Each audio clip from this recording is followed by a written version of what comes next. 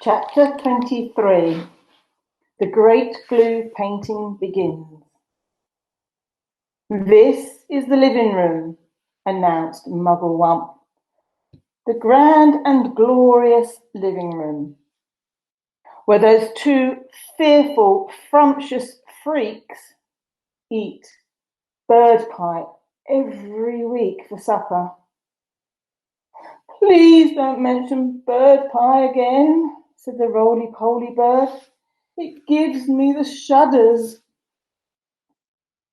We mustn't waste time, cried Mugglewump.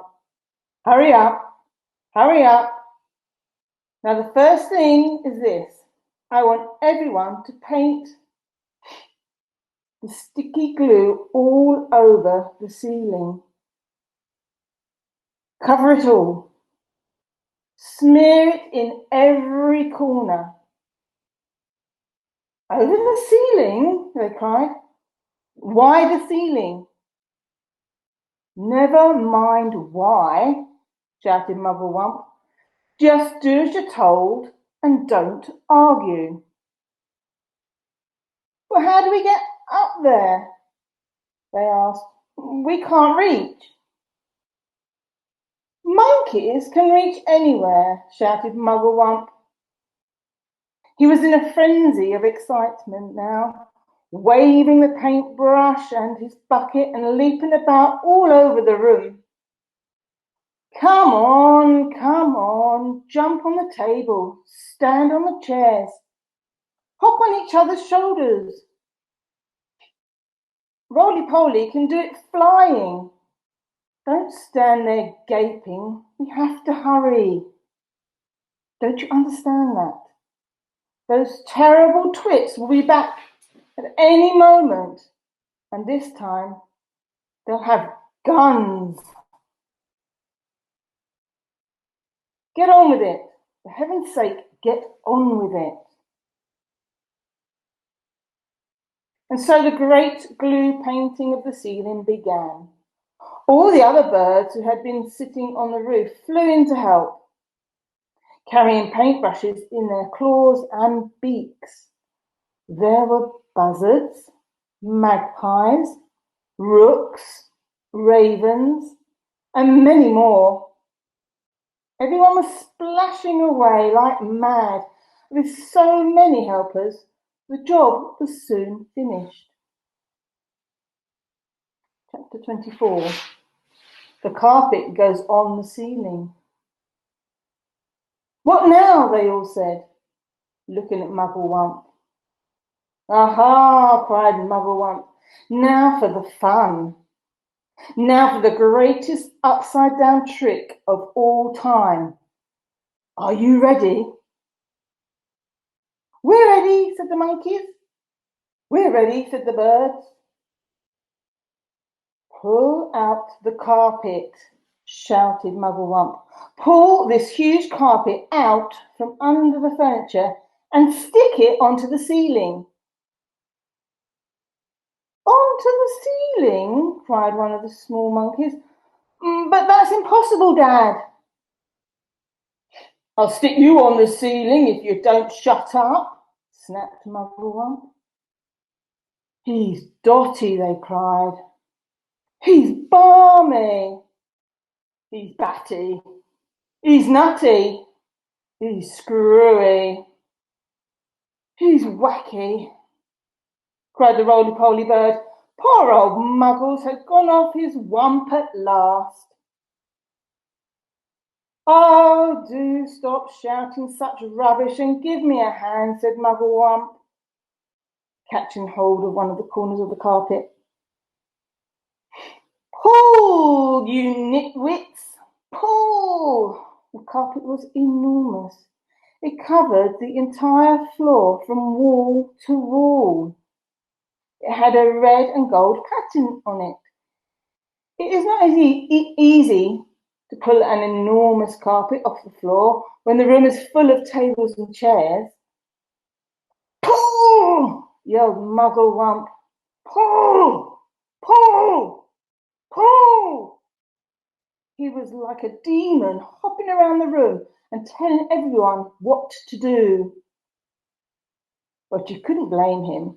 After months and months of standing on his head with his family, he couldn't wait for the time when the terrible Twits would be doing the same thing. At least that's what he hoped. With the monkeys and the birds all pulling and puffing, the carpet was dragged off the floor and finally hoisted up onto the ceiling. And there it stuck. All at once, the whole ceiling of the living room was carpeted in red and gold.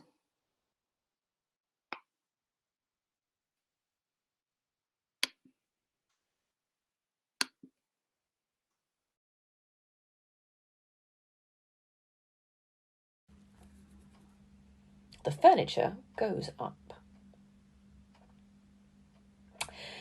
Now the table, the big table, shouted Mugglewump. Turn the table upside down and put a dollop of sticky glue on the bottom of each leg. Then we shall stick that to the ceiling as well. Hoisting the huge table upside down on the ceiling was not an easy job, but they managed it in the end. Will it stay there? They cried. Is the glue strong enough to hold it up? It's the strongest glue in the world, Mugglewump replied. It's the special bird-killing glue for smearing on trees. Please, said Roly-Poly Bird, I have asked you before not to mention that subject. How would you like it if it was the monkey pie they made every Wednesday and all your friends had been boiled up and went on talking about it? I do beg your pardon, said Mugglewump. I was so excited I hardly know what I'm saying. Now, the chairs, do some with the chairs, the same with the chairs, and all the chairs must be stuck upside down on the ceiling and in their right places. And do hurry up, everybody. Any moment now those two filthy freaks are going to come rushing in with their guns. The monkeys, with the birds helping them, put glue on the bottom of each chair leg and hoisted them up to the ceiling. Now the smaller tables, shouted Mugglewump, and the big sofa, and the sideboard, and the lamps, and all the tiny little things. The ashtrays, the ornaments, and the beastly plastic gnomes stuck on the sideboard. Everything, absolutely everything must be stuck on the ceiling. It was terribly hard work. It was especially difficult to stick everything onto the ceiling in exactly the right place. But they got it done in the end. What now? Asked the Roly-Poly Bird. He was out of breath and so tired he could hardly flap his wings. Now the pictures, cried Mugglewump. Turn the pictures upside down, and will one of you birds please fly out onto the road and watch to see when those frumptuous freaks are coming back? I'll go, said the Roly-Poly Bird. I'll sit on the telephone wires and keep guard. He'll give me a rest. The ravens swoop over. They had only just finished the job when the Roly-Poly Bird came swooping in screaming, They're coming back! They're coming back! Quickly the birds flew back onto the roof of the house and the monkeys rushed into their cage and stood upside down on top of each other. A moment later, Mr. and Mrs. Twit came marching into the garden, each carrying a fearsome-looking gun. I'm glad to see those monkeys are still upside down, said Mr. Twit. They're too stupid to do anything else, said Mrs. Twit. Hey, look at all those cheeky birds still up there on the roof. Let's go inside and load our lovely new guns, and then we can be bang, bang, bang, bang, bang, bird pie for supper. Just as Mr. and Mrs. Tweet were about to enter the house, two black ravens swooped low over their heads. Each bird carried a paintbrush in its claw, and each paintbrush was smeared with sticky glue. As the ravens whizzed over, they brushed a streak of sticky glue onto the tops of Mr. and Mrs. Twit's head. They did it with the slightest touch, but even so, those Twits both felt it. Who was that? What was that? Cried Mrs. Twit. Some beastly bird has dropped his dirty droppings on my head. On mine too, shouted Mr. Twit. I felt it. Don't touch it, cried Mrs. Twit. You'll get it all over your hands. Come inside and we'll wash it off in the sink. The filthy, dirty brutes, yelled Mr. Twit. I'll bet they did it on purpose. Just wait till I've loaded up my gun. Mrs. Twit got the key from under the doormat where Mugglewump had carefully replaced it, and into the house they went.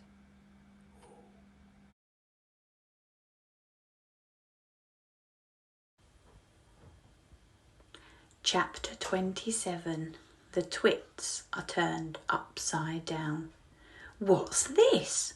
Gasped Mr. Twit as they entered the living room. What's happened? screamed Mrs. Twit. They stood in the middle of the room looking up. All the furniture, the big table, the chairs, the sofa, the lamps, the little side tables, the cabinet with bottles of beer in it, the ornaments, the electric fire, the carpet, everything was stuck upside down to the ceiling. The pictures were upside down on the walls, and the floor they were standing on was absolutely bare. What's more, it had been painted white to look like the ceiling. "Look!" screamed Mrs. Twit. "That's the floor. The floor's up there. This is the ceiling. We're standing on the ceiling." "We're upside down," gasped Mr. Twit. "We must be upside down. We're standing on the ceiling looking down at the floor." "Oh, help!" screamed Mrs. Twit. "Help, help, help! I'm beginning to feel giddy." "So am I, cried Mr. Twit. "I don't like this one little bit." "We're upside down and all the blood's going to my head," screamed Mrs. Twit. "If we don't do something quickly, I shall die. I know I will." "I've got it," cried Mr. Twit. "I know what we'll do. We'll stand on our heads, and then anyway will be the right way up." So they stood on their heads, and of course the moment the tops of their heads touched the floor, the sticky glue that the ravens had brushed on a few moments before did its job. They were stuck. They were pinned down, cemented, glued, fixed to the floorboards. Through a crack in the door, the monkeys watched. They'd jumped right out of their cage the moment the Twits had gone inside. And the roly-poly bird watched, and all the other birds flew in and out to catch a glimpse of this extraordinary sight.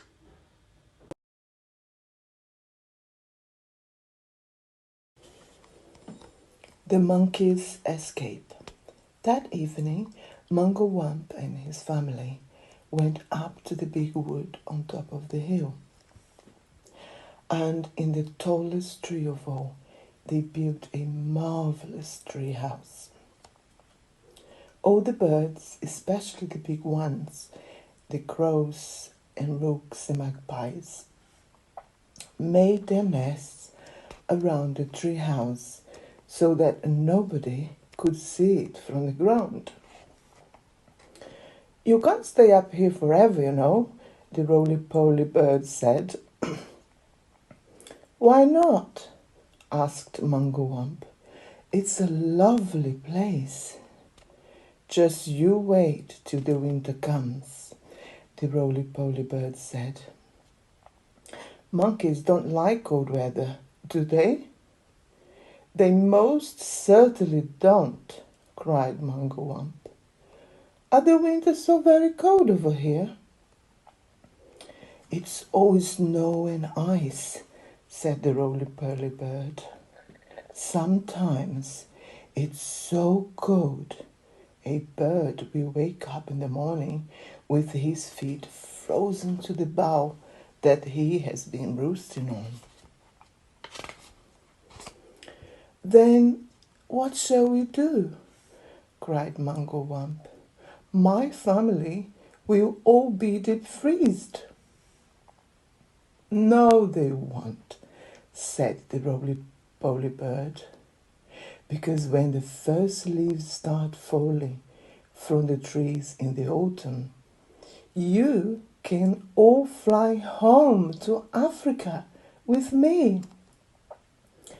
"Don't be ridiculous," Mungo Wump said. "Monkeys can't fly." "You can sit on my back," said the roly-poly bird. "I shall take you one at a time. You will travel by the roly-poly superjet, and it won't cost you a penny."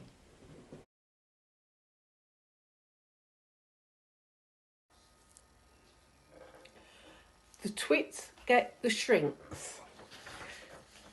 And down here in the horrid house, Mr. and Mrs. Twits are still stuck upside down to the floor of the living room. "It's all your fault," yelled Mr. Twit, thrashing his legs in the air. You're the one, you ugly old cow, who went hopping around, shouting, 'We're upside down, we're upside down.' And you're the one who said to stand on our heads so we'd be the right way up, you whiskery old wart-hot hog," screamed Mrs. Twit. "Now we'll never get free. We're stuck here forever."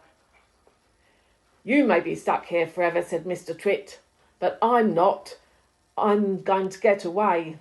Mr. Twit wriggled and squirmed, and he squiggled and wormed, and he twisted and turned, and he choggled and churned, but the sticky glue held him to the floor just as tightly as it had once held the poor birds in the big dead tree. He was as still as upside down as ever, standing on his head. But heads are not made to be stood upon. If you stand on your head for a very long time, a horrid thing happens. And this is where Mr. Twit got his biggest shock of all. With so much weight on it from up above, his head began to get squashed into his body. Quite soon it had completely disappeared, completely sunk out of sight in the flatty folds of his flabby neck. "I'm shrinking," burbled Mr. Twit. "So am I," cried Mrs. Twit. "Help me! Save me! Call a doctor!" yelled Mr. Twit. "I'm getting the dreaded shrinks." And so he was. Mrs. Twit was getting the dreaded shrinks too. And this time it wasn't a fake, it was the real thing. Their heads shrunk into their necks.